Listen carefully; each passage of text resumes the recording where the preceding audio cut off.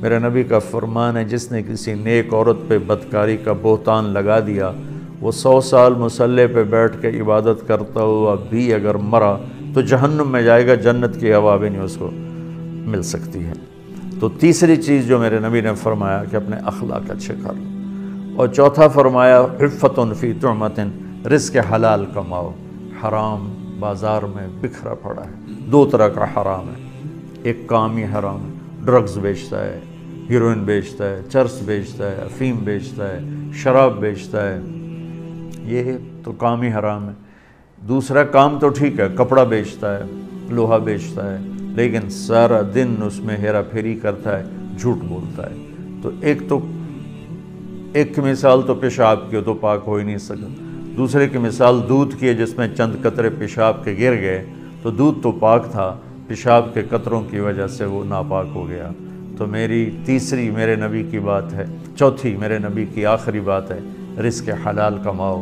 میرے نبی کا فرمان من امسا کالن بعمل یدی امسا مغفورا لہ، مسلم شریف کی روایت ہے، جو صبح سے شام تک اپنے بچوں کے لیے روٹی کماتا ہے، حلال روٹی میں تھک جاتا ہے تو اس کے اس دن کے سارے گناہ معاف ہو جاتے ہیں۔ اور سعد بن معاذ آپ کے پاس بیٹھے تھے، آپ کی نظر ان کے ہاتھوں پر پڑی تو وہ سخت تھے، تو آپ نے پوچھا سعد تیرے ہاتھوں کو یہ کیا ہوا ہے؟ تو انہوں نے عرض کی یا رسول اللہ میں اپنے بچوں کے لیے روٹی کماتا ہوں، خود کام کرتا ہوں، محنت مزدوری کا دہاڑی دار، تو میرے ہاتھ سخت ہو گئے، اپنے باغ میں کام کرتے تھے۔ تو آپ نے ان کا ہاتھ ایسے پکڑ کے ایسے بوسہ لیا اور ارشاد فرمایا بچوں کو حلال کھلاتے ہوئے جو ہاتھ ایسا ہو جائے گا اس پر جہنم کی آگ حرام ہو جائے گی۔ تو میرے بھائی بہنوں، میرے بچوں بچیوں جو میری بات سن رہے ہو، ہم اس دن کی خوشی منائیں، جھنڈے لگا کر نہیں، یہ تو فضول خرچی ہے۔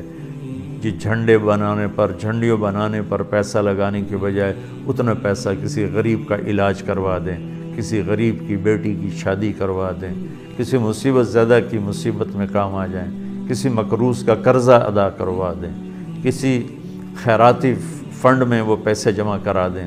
اب یہ پیسہ ضائع نہ کریں، برباد نہ کریں۔